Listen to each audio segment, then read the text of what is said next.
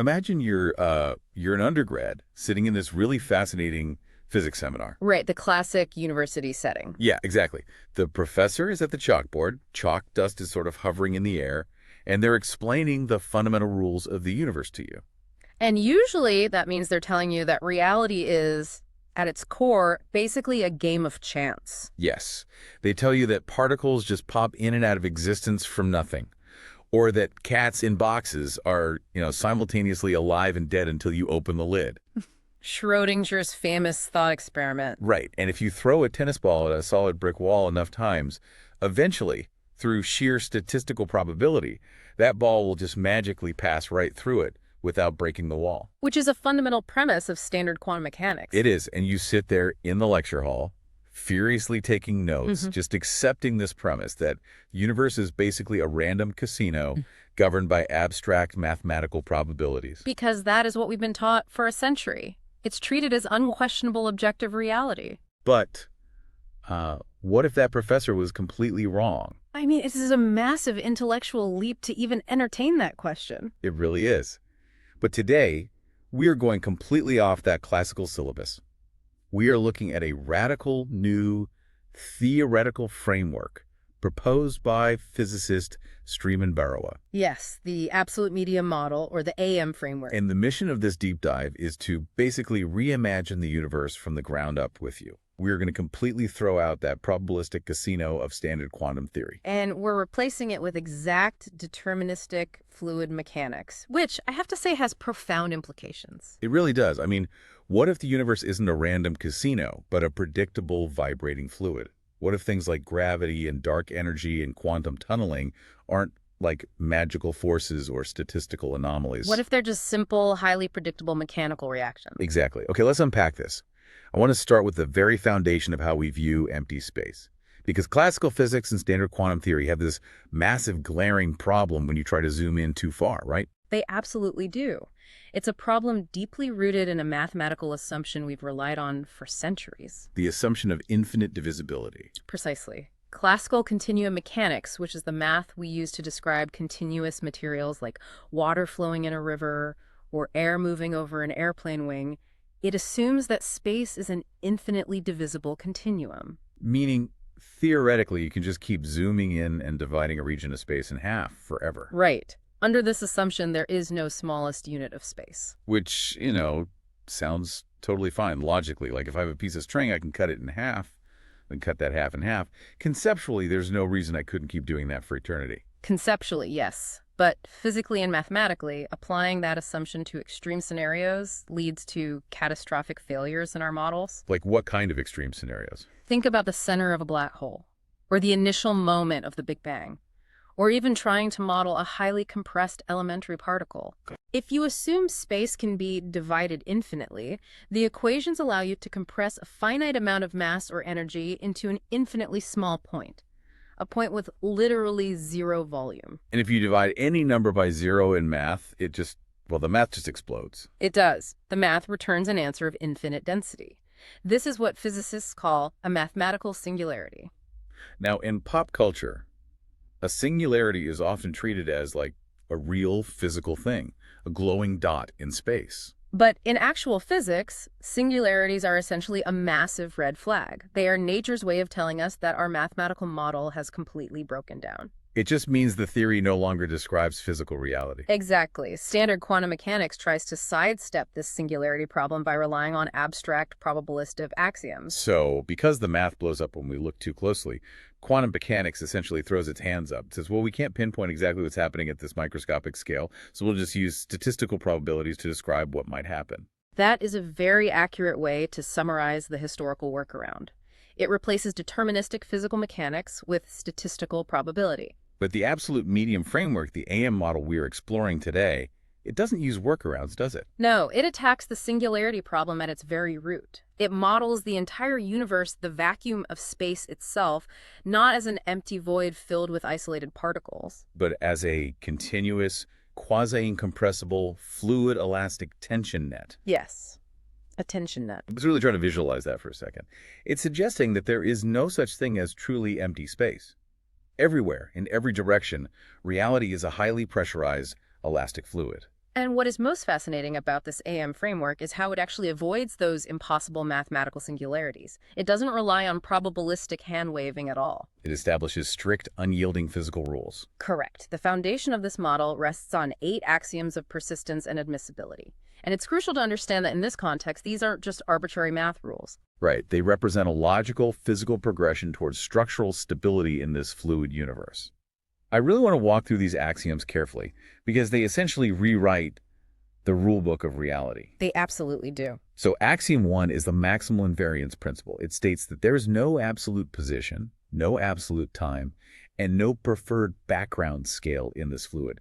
Dynamical laws are form invariant. Which sounds a bit like relativity on the surface. Yeah, that's exactly what I was thinking. How does that differ from Einstein's relativity? I thought relativity already told us there's no absolute time or space. It does tell us that. However, standard physics starts with Einstein's postulates of relativity as the unquestionable foundation. They are the starting axioms. Okay. Axiom 1 in the AM framework shifts that perspective entirely. Here, relativity is treated as an emergent, kinematic consequence of the fluid itself, not a starting postulate. Wait, clarify that for me. Relativity is a consequence, not the fundamental rule. Think about the speed of light. It's the ultimate cosmic speed limit in standard relativity. But in the AM framework, the speed of light isn't a magical law handed down from the cosmos. It's just the maximum wave propagation speed of this specific fluid elastic tension net. Exactly. Just as sound has a maximum speed it can travel through water based on the water's density and stiffness, light has a maximum speed it can travel through the absolute medium. Relativity emerges naturally from the mechanical properties of the fluid. That makes so much intuitive sense. We aren't just obeying a random speed limit. We are physically constrained by the elasticity of the medium we literally exist inside. Exactly. Okay, moving to axiom 2. The hard, irreversible boundary. This one seems to suggest there's a strict boundary in the state space where the structural strain of the medium hits an absolute limit. It acts as an absolute physical failsafe against infinities.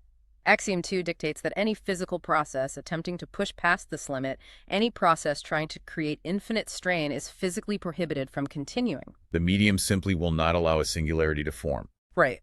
It's a hard stop. And how do we even measure that strain? Because that leads into axiom 3, right? Yeah. The scalar dissociative pressure. Yes. Axiom 3 takes the incredibly complex, multidimensional fluid dynamics of the tension net and simplifies it into a universally applicable metric. Is a single number. A single scalar number ranging from 0 to almost 1, and it orders how close a localized area of the medium is to critical structural failure. So it's essentially a universal stress gauge. If a region of space is getting heavily compressed, this scalar tracks exactly how close it is to snapping. Precisely. Then we have axioms 4 and 5, the persistence inequality and causal boundedness. These seem fairly straightforward. They just put physical limits on how fast strain can be generated and how fast a signal can propagate, right? They are straightforward, but they are absolutely vital. You cannot have infinite changes happening instantaneously in a physical medium. Because that would break causality. Right. These axioms maintain strict causality. You cannot have an effect preceding a cause. They ensure that any change, any wave, any physical interaction in the medium propagates at a finite, mechanically bounded rate. Okay, but then we get to axiom 6, finite structural coherence. In reading the source material, it feels like the entire paradigm shift hinges on this one specific rule. This is the MVP of the AM model. It truly is the linchpin. Axiom 6 states definitively that the tension net, this universal fluid, is absolutely not infinitely divisible. It establishes a fundamental coherence length. Yes, denoted mathematically as L sub co. When we are talking about the relaxed vacuum of deep space, this operates as a fundamental grain scale, which the paper denotes as L sub fund. So this is the direct mechanical answer to the singularity problem we talked about earlier. Axiom 6 mathematically and physically prevents infinite density from ever occurring. Because there is a finite hard maximum resolution for structural displacement, this fundamental grain scale, the math literally cannot compute a singularity. The denominator just can never reach 0. Exactly. You cannot zoom in forever. There is a hard physical floor to the resolution of the universe. So if a massive star collapses and it tries to compress a topological wave into a space smaller than this fundamental grain, what happens? The medium simply cannot support it. The equations don't break down into impossible infinities. They just hit the resolution limit and stop. The fluid pushes back. Now, I want to be incredibly careful here with our visualization. When you hear terms like minimum resolution or grain scale, the brain immediately wants to picture a tiny, disconnected little building block. Like a pixel on a TV screen. Exactly, like a pixel, or a single grain of sand floating in an empty void. And that is exactly what our classical discrete intuition tempts us to picture. But the AM framework strictly, emphatically prohibits that visualization. The grain is not a discrete, separate physical pixel. No, the tension net remains an absolutely unbroken, continuous fluid. And this is where Axiom 7 steps in. Closure and admissibility preservation. How does Axiom 7 help us visualize a grain that isn't a pixel? Axiom 7 ensures that if the continuous evolution of a structure hits that resolution limit and becomes impossible, the system undergoes a discrete topological phase transition rather than breaking. The medium has to remain continuous. Right. To visualize the grain, do not think of a pixel. Think of an acoustic wave traveling through a deep ocean. Okay, I'm picturing a sonar ping moving through the Mariana Trench. Perfect. Now, the ocean water is a continuous medium, but you cannot create an acoustic wave in that water that is only a single water molecule wide. Oh, because of the physical properties of the water itself. Exactly. The surface tension, the hydrogen bonds, the molecular dynamics, they dictate a minimal possible width for a wave to structurally propagate. The ocean is continuous, but its mechanics enforce a physical floor for wave packets. That is a fantastic analogy. So the tension net of the universe is like the ocean. It's perfectly unbroken. But its inherent fluid elasticity means that the smallest possible localized wave packet it can support, without the vibration just instantly flatlining, has a specific measurable size. Yes. That smallest possible wave is the grain. So it is a volumetric unit of structural strain, not a separate physical object isolated from the rest of the fluid. Exactly. And that brings us to the final axiom, Axiom 8, the stability symmetry principle. Which defines how physical structures can actually persist within this wildly energetic medium over time. Right, because what we ultimately perceive as solid matter is just persistent physical structure. So how do Axiom 1 and Axiom 8 work together? Because the material makes a really big point about their synergy in keeping the universe stable. It is the core mechanism of universal stability. Axiom 1, as we discussed, ensures the basic rules of the fluid mechanics apply everywhere evenly.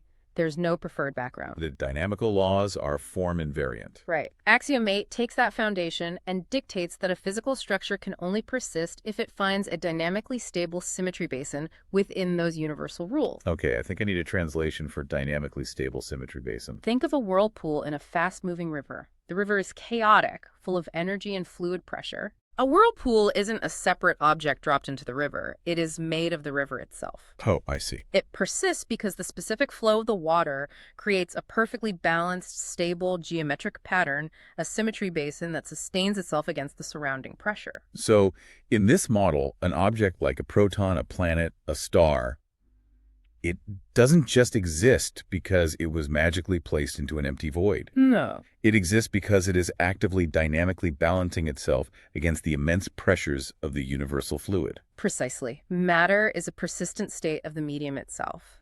Together, Axiom 1 and Axiom 8 maintain the structural stability of everything in the universe without needing any external interventions or divine clockmakers or magical localized forces. The stability is just mechanically baked into the fluid dynamics of the net. It is a completely paradigm-shattering way to visualize reality. We are moving from a universe of isolated dead objects floating in a silent void to a universe that is a single, intensely interconnected, vibrating fluid. If empty space is actually a pressurized vibrating fluid, then that fundamentally changes what a vacuum is. Let's talk about zero-point energy, because this was one of the most mind-bending parts of the paper for me. It is a critical departure from standard quantum mechanics. In standard QM, zero-point energy is the lowest possible energy that a quantum mechanical system may possess. Even if you were to cool a vacuum down to absolute zero, removing all thermal energy in all particles, that empty space isn't truly empty. Right, it still possesses a fluctuating baseline background energy. But standard QM treats this background energy as a probabilistic necessity based on Heisenberg's uncertainty principle, right? Heisenberg basically says you can never perfectly pin down both the exact position and the exact momentum of a quantum system simultaneously. That's the classic interpretation, yes. So logically, the system can never sit perfectly still with exactly zero energy. It has to have a minimum probabilistic jitter just to satisfy the mathematical uncertainty. It's a statistical rule. Correct. Standard physics views it as an unavoidable mathematical fuzziness. But the AM framework offers a profoundly different, strictly physical explanation. It completely replaces that abstract statistical jitter Yeah. with exact deterministic fluid elastic mechanics. Let's use the vibrating drumhead analogy to explain this because it helped me finally grasp it. It's a very helpful visualization. So imagine a giant, highly tensioned snare drum. The skin of this drum represents our continuous tension net, the absolute medium of the universe. Now, because of Axiom 6, we know this continuous drum head has a minimum structural resolution limit. It has a fundamental grain scale, and Sriman Baru's paper explicitly defines this scale. He actually gives a number for it. Yes. Yeah. For the relaxed cosmic vacuum deep space, far away from stars or planets, this ambient baseline coherence length is roughly 3.34 nanometers. Okay, 3.34 nanometers. So if you have a continuous elastic drum head and you enforce a strict physical law that says a structural vibration cannot be smaller than 3.34 nanometers, then physically that drum head can never be perfectly, absolutely flat. It can never be dynamically silent. Exactly. Even in the absolute complete absence of macroscopic external forces. No stars, no planets, no passing photons. This fundamental geometric limit forces the medium to constantly breathe. Breathing modes. It is highly descriptive of the mechanics. Because the fluid cannot sit perfectly still at a resolution smaller than 3.34 nanometers, it supports unceasing zero-point topological oscillations. The vacuum is literally boiling with these microscopic grain scale vibrations. And the paper doesn't just theorize this, it provides an equation for formulation. The natural frequency of these fundamental grains is precisely governed by the 3.34 nanometer coherence length and the local wave speed of the medium. So it's a calculable, predictable mechanical hum. It is not random quantum noise. It is the exact necessary fluid elastic oscillation required by a continuous medium that possesses a finite resolution limit. That's beautifully summarized. But reading further into the mechanics of this hum, here's where it gets really interesting. The math isn't straightforward, is it? No, it is not. And this is where the sheer power of the model becomes apparent. The intrinsic zero-point topological oscillation is governed by the nonlinear elasticity principle, or NLEP. I need you to break down what nonlinear elasticity means in this context, because the implications seem massive. In a linear elastic system, think of a simple, loose metal spring. If you pull it 1 inch, it pulls back with a force of 1 pound. If you pull it 2 inches, it pulls back with a force of 2 pounds. The resistance is proportional. Right. But the absolute medium is fiercely nonlinear. The restorative pressure generated by these microscopic breathing modes scales exponentially. Exponentially. Yes. The localized pressure generated by a single grain scale displacement is proportional to the square of its topological displacement. Let me make sure I'm translating this correctly. A microscopic, incredibly tiny 3.34 nanometer fluctuation creates a disproportionately stiff, aggressive restorative pressure in the fluid. Yes. The medium fiercely resists deformation. Okay, listener. I want you to look at the space between you and your device right now. You're holding a phone or looking at a monitor. The air between your eyes and that screen looks empty. But it isn't. Right. Beneath the air molecules, the very fabric of that space is not an empty void. It is a continuously vibrating 3.34 nanometer fluid elastic net. It is humming at a very specific, mathematically calculable baseline frequency. Humming with immense energy. And because of this nonlinear elasticity, every single microscopic vibration is generating a disproportionately strong restorative pressure in every single direction simultaneously. And that profound realization is the bridge to understanding the macro universe. Because when you have a microscopic breathing mode generating nonlinear pressure, and you tile that across the entire infinite expanse of the cosmos... that energy, that immense pressure has to go somewhere. Exactly. Which means we need to talk about what happens when this invisible pressure manifests in the macroscopic world we can actually see.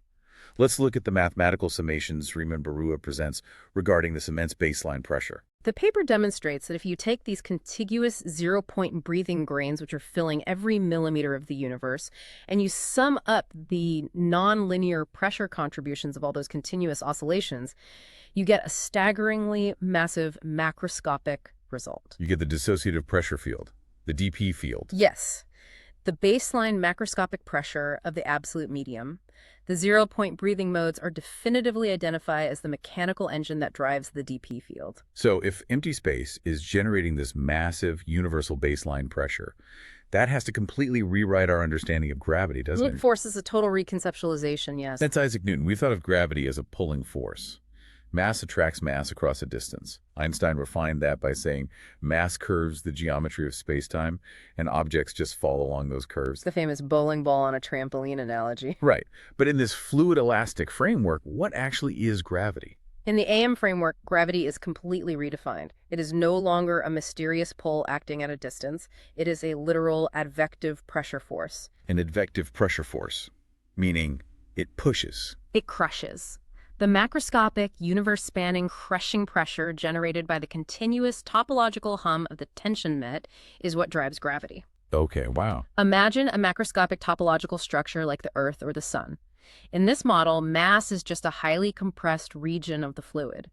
Because it is compressed, it creates a localized strain well in the medium. The strain route. The immense baseline pressure of the dp field, which is humming everywhere, naturally rushes inward toward that structural strain well to try and equalize the pressure. Wait, I have to push back here. If there is a universal nonlinear fluid crushing everything with immense pressure from all sides, why don't we feel it? Why isn't the Earth just crushed into a microscopic speck right now? It's a brilliant question, and it goes back to Axiom 8, the stability symmetry principle. Remember the whirlpool in the river? Yes, the dynamically stable basin. The Earth is not an empty balloon waiting to be popped. It is a highly saturated, perfectly balanced topological structure that is actively pushing back. Are we sure? The inward advective pressure of the dp field is perfectly counterbalanced by the internal outward structural pressure of the mass itself. So gravity is exactly what it feels like to be caught in the flow of the universal medium, pressing down into the topological strain well created by the Earth. Exactly. You are literally being advectively pushed toward the center of the Earth by the vibrating vacuum of space. That is just, it completely inverts how you experience the physical world. You aren't being magically pulled down by invisible tethers. The 3.34 nanometer vibrating fluid of the entire cosmos is physically, advectively pressing you down into the sinkhole that the Earth has created in the fluid. It's fluid dynamics on a planetary scale. And if this model uses the vacuum pressure to explain gravity pushing inward, how does it handle the opposite problem? How does it handle dark energy? It handles it with stunning elegance. Standard cosmology looks out at the universe and observes that the expansion of galaxies is accelerating. Right, things are moving apart faster and faster. To make the math work, cosmologists calculated that there isn't nearly enough visible matter or energy to account for this pushing force, so they had to invent a placeholder concept, dark energy, or the cosmological constant, represented by lambda. And we are taught that dark energy makes up roughly 68% of the universe. Yet standard physics admits we have absolutely no idea what it actually is or where it comes from. Right, it's just a fudge factor inserted into the equation so they match our telescope observations. So how does the AM model fix that? What is genuinely revolutionary here is how the AM model naturally accounts for dark energy without requiring the invention of any new mystical forces, dark sectors, or undiscovered particles. It just uses what's already there. Exactly. In the AM framework, the cosmological constant, lambda, is simply the continuous zero-point energy density of the baseline medium itself. Wait, so the mysterious dark energy that is pushing the universe apart is exactly the same thing as the 3.34 nanometer breathing modes. Precisely. Because each structural grain is undergoing that localized zero-point oscillation, it generates a background baseline pressure. It's pushing outwards. Shriman Barua provides the explicit formulation identifying this macroscopic universal pressure as a direct function of the zero-point energy density, coupled with the ultra-stiff nonlinear elasticity of the fluid. The cosmological constant is not a fudge factor. It is an unavoidable mechanical necessity of a vibrating net. It takes two completely disparate, confusing, and contradictory mysteries of modern physics, gravity pulling things together, and dark energy pushing the universe apart, and unites them. They're completely natural, opposite sides of the exact same coin. They are both just macroscopic consequences of a single pressurized fluid medium. It is the ultimate reduction to mechanical first principles, and the explanatory power of this fluid reduction doesn't stop at macroscopic forces like gravity. Where else does it apply? It extends all the way down into the most fundamental bedrock of quantum theory. We need to talk about the mechanical origin of Planck's constant. Yes. For anyone who has ever taken a high school or college physics class, Planck's constant, denoted as h, or h bar, is basically the sacred, untouchable number of the quantum realm. It is the number that dictates the scale at which quantum mechanics operates. It defines the size of the discrete quantum steps. But standard quantum mechanics just treats Planck's constant as an unquestionable axiom. Yes. It is an empirical given. Physicists like Max Planck and Albert Einstein discovered experimentally that to make the equations of black-body radiation and the photoelectric effect work, energy had to be exchanged in discrete chunks. And the size of those chunks was proportional to this constant h. Exactly. But standard physics just says, plug this number in and the math works. There is no underlying mechanical explanation for why it has that highly specific value. It's just, 6.62, 6 times 10 to the negative 4 joule seconds. And there is no explanation for why energy is quantized in the first place other than that's just how the universe is built. The AM framework rejects just because as a scientific answer. In this model, Planck's constant is absolutely not an axiom. So what is it? It is an emergent, mathematically calculable property of the tension net's structural limit. Okay, we need to walk through this derivation very clearly because deriving the fundamental constant of quantum mechanics from classical fluid dynamics is a staggering claim. How do we actually get there? We arrive there by treating the microscopic zero-point grain not as an abstract probability, but as a fundamental fluid elastic oscillator. Okay. We discussed earlier that the grain has a natural, continuous breathing frequency defined by the local wave speed and that 3.34 nanometer coherence length, L subfund. Right, the universe's baseline heartbeat. The paper demonstrates that if you take the ambient baseline density of the absolute medium denoted as ρ0 and you multiply it by the maximum wave propagation speed of the medium, c. Okay, density times wave speed. And then you multiply that product by the geometric volume of a single fundamental grain, which is simply L subfund cubed. You geometrically and dynamically derive the exact value of Planck's constant. The dimensional analysis aligns perfectly. So the equation is just h bar equals ρ0 times c times L subfund cubed. Yes. Density times wave speed times the physical volume of a 3.34 nanometer space, just standard fluid metrics. And it literally spits out the quantum action constant. So what does this all mean for how we view reality? It completely demystifies quantization. It means that the quantization of energy, the fact that the universe operates in discrete packets or quanta, is not a manifestation of random discrete probability as standard quantum theory insists. It's physical geometry. It is the direct mechanical volumetric consequence of the absolute medium's minimal allowable continuous oscillation. The universe isn't randomly deciding to step in increments. It literally has a minimum physical gulp size. It cannot process energy in a unit smaller than the physical volume and elasticity of a single 3.34 nanometer grain. A gulp size is an excellent visualization. The zero-point grain defines the minimal volumetric unit of energetic strain. You physically cannot have an action in the universe smaller than the breathing mode of a single grain because the fluid cannot support a structure that small without flatlining. This microscopic zero-point fluctuation serves as the exact physical enforcement mechanism for what Barua calls the unity of persistence bound. The unity of persistence, that was equation number 1 in the paper, correct? Yes. It dictates a strict boundary condition. A topological state cannot persist if its interaction scale, its strain magnitude, and its localized force evaluate to a value mathematically beneath the baseline breathing mode. Because the background zero-point fluctuations are so powerful, so constantly violently active, that they instantly erase any structural subharmonics that attempt to form below the medium's fundamental coherence limit. Planck's constant is merely our macroscopic measurement of that rigid fluid elastic floor. I am officially viewing the void of space completely differently. But if I'm thinking critically about everything we've established so far, this creates a massive, glaring paradox.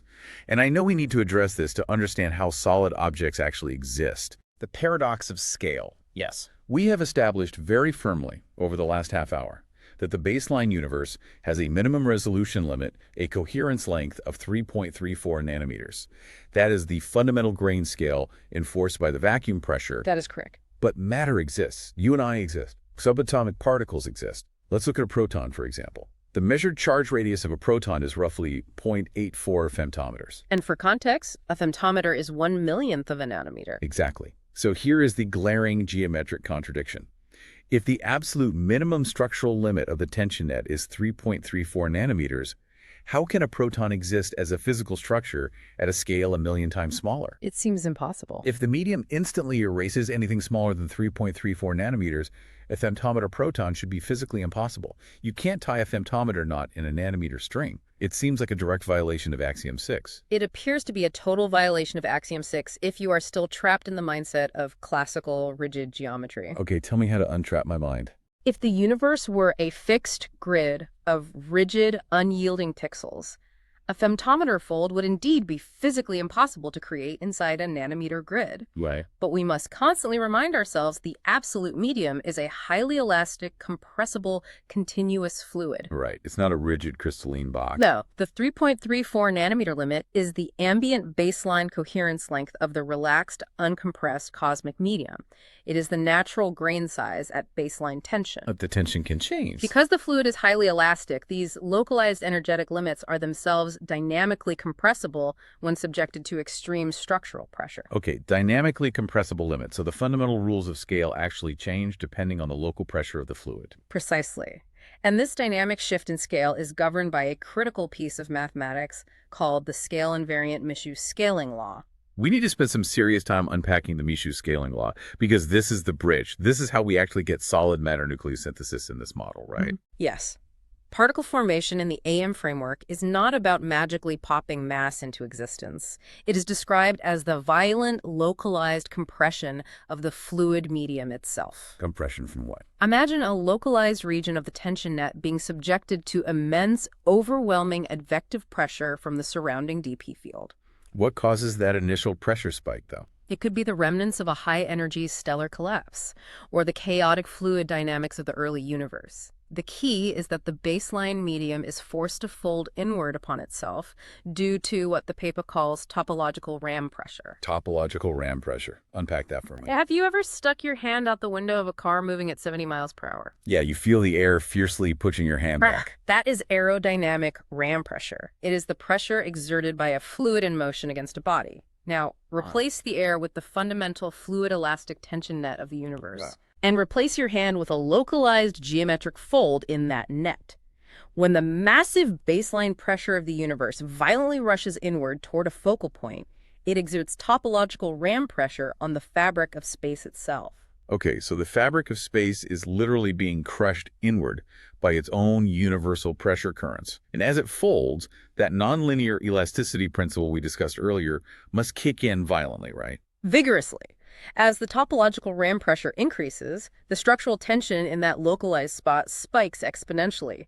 When this happens, the local fluid elastic stiffness of the medium skyrockets. And here is where the Michaux scaling law takes over. Yes, the structural resolution limit of the fluid is inversely coupled to this local fluid elastic pressure. Wait, I want to make sure I grasp this geometry. As the fluid pressure goes up, the minimum allowed grain size goes down. Exactly. Under extreme topological compression, the localized coherence limit dynamically shrinks. That is a staggering visual. Imagine billions of those 3.34 nanometer baseline domains being grabbed by this inward rushing universal pressure and physically crushed together. A violent implosion of scale. The local structural resolution compresses from the nanometer scale down to the picometer scale, and finally shrinks down to the incredibly tiny femtometer scale. And this dynamic shrinkage doesn't go on forever. It only stops when the local medium reaches a state of absolute topological saturation. What happens at saturation? The fluid becomes so densely folded and tightly bound that it forms a fully incompressible frozen femtometer core. And that frozen femtometer core is a proton. It's an electron. It is matter. Yes. The profound philosophical and physical takeaway here is that matter forms as topological folds of the medium itself. You are not made of discrete, separate little billiard balls that were magically placed into an empty void. You, the Earth, the stars, you are all made of highly compressed, saturated knots of the exact same continuous fluid that makes up the vast, empty vacuum of space. It is a profound unification of space and matter. But hold on, if I'm visualizing this, I still have a geometric problem. Let's say we have successfully crushed the fluid into a frozen femtometer core, our proton. That proton is now sitting inside a baseline cosmic vacuum that is operating at a relaxed 3.34 nanometer scale. Yeah. That is an extreme, violent spatial discrepancy. It is a massive difference in scale, yes. How does a femtometer not interact with a nanometer grid without just shearing apart? How does it vibrate against the baseline without violating Axiom 6 at the boundary line? That is a phenomenal question, and it highlights why the math of the AM framework is so robust. Barrow's paper anticipates this exact boundary problem. How does it solve it? The formed particle does not sit directly flush against the relaxed baseline net. It is encapsulated by a buffer zone, which the paper terms the active skin. The active skin. Okay, how does this buffer work mechanically? The active skin acts as a continuous topological gradient. It is a localized dp field strain well that surrounds the dense core. When the femtometer core oscillates, when it vibrates with quantum kinetic energy, it rings the extremely stiff, highly compressed active skin immediately surrounding it. Like a clapper striking the inside of a dense metal bell. A very apt analogy. And as that vibrational wave propagates outward through the active skin and into the surrounding localized strain well, the extreme fluid elastic tension of the medium gradually begins to relax back toward baseline. Oh, I see where this is going. As the tension relaxes, the physical wavelength of the vibration naturally stretches. Ah, you see it, yes. So the vibrational wave physically gets wider and wider as it moves away from the intensely compressed core and out into the gradient. Exactly. By the time the structural wave reaches the outer boundary of the particle's localized dp field, the weight has expanded sufficiently that it couples perfectly, seamlessly, with the 3.34 nanometer zero-point breathing modes of the ambient universal continuum. So Axiom 6 is never actually violated. The math stays perfectly continuous and coherent from the intensely dense center of the core all the way out into the deepest voids of space. That's the beauty of it. The 3.34 nanometer measurement is just the relaxed heartbeat of the cosmos, but the particle dynamically forces the coherence limit down to the femtometer scale strictly within its own internal boundary. Precisely. And understanding this gradient leads to another vital mechanical necessity in the model, the renormalization of AM stiffness. Right, because we established that the background medium is constantly boiling with those zero-point breathing modes. It's not perfectly still water. Correct. Macroscopic topological wave packets, whether they are dense particles of matter or propagating photons of light, do not travel through a smooth, static, glassy medium. They are moving through a violently turbulent fluid. The continuous grain-scale fluctuations superimpose upon the long wavelength structural displacements of the moving particle. So it's like trying to pilot a submarine through a sea of incredibly dense, tiny, exploding bubbles. Yes. To mathematically determine the true resistance faced by a particle moving through the net, the effective macroscopic stiffness of the tension net, denoted as K sub F, must be renormalized. It has to account for the constant zero-point kinetic agitation. Exactly. So the extreme rigidity of the universe is actually fundamentally stabilized by its own constant jittering. The paper provides the complex mathematical curvature to prove exactly that. The zero-point fluctuations aren't just annoying background noise that we have to smooth out with probability. They are active, load-bearing structural elements of the universe. The jittering maintains the stability. Which perfectly organically sets the stage for the absolute climax of this mechanical worldview. We have to talk about deterministic quantum tunneling. Yes. This specific phenomenon is perhaps the single most striking contrast between standard quantum mechanics and the absolute medium framework. Let's set the stage with how historically weird tunneling is. Right. In the classical historical view of QM, if a particle, let's say an electron, hits a physical or energetic barrier that it theoretically does not have enough kinetic energy to cross, it will normally just bounce off, like throwing a tennis ball at a brick wall. But standard quantum theory dictates that sometimes, very rarely, that electron will just magically appear on the other side of the barrier. And standard QM explains this impossibility through probabilistic wave function collapse. Right. Yes. The mathematics suggests that the particle's wave function, its probability distribution, extends slightly past the barrier. Therefore, there is a non-zero statistical probability that upon measurement, the particle will simply be found on the far side. It's essentially mathematical teleportation. It doesn't physically travel through the brick wall. The probability dice of the universe just happen to land on pass, and it pops into existence over there. It's entirely random. But the AM framework rejects that concept completely. It argues that physical teleportation based on statistics is an illusion born of incomplete mechanical understanding. It provides a purely deterministic, fluid-elastic mechanical alternative called the undercut process. The undercut process, yes. Okay, I need a highly vague picture of this. How does a particle physically slip through a solid wall without teleporting and without relying on random chance? It relies entirely on the continuous zero-point breathing modes we spent so much time discussing. In the AM framework, a barrier is simply a macroscopic region of exceptionally steep fluid elastic stiffness.